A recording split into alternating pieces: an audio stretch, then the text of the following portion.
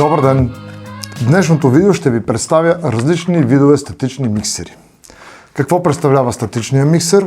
Статичният миксер се използва, когато имаме двукомпонентни лепила или или трикомпонентни или четирикомпонентни смоли. Има три основни вида статични миксери. Първия вид са за малките опаковки, т.е. за 50 мл и за съотношения съответно 10 към 1, 1 към 1, ето, кватро система и без система.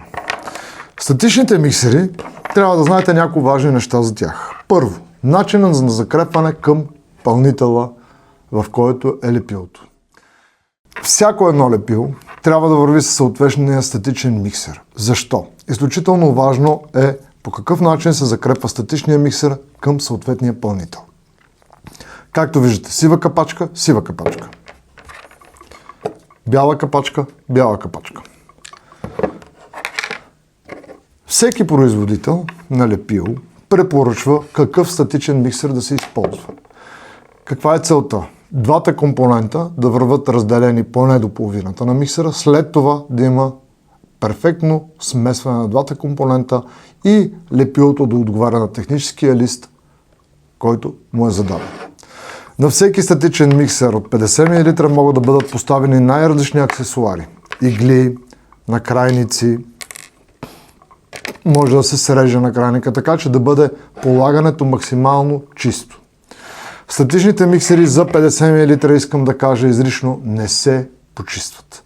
Те са консуматив и се изхвърлят след като са пълни с лепило.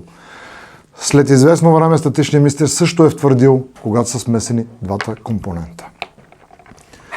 Има и статични миксери за 200 мл, за 400 мл, също така и за машини.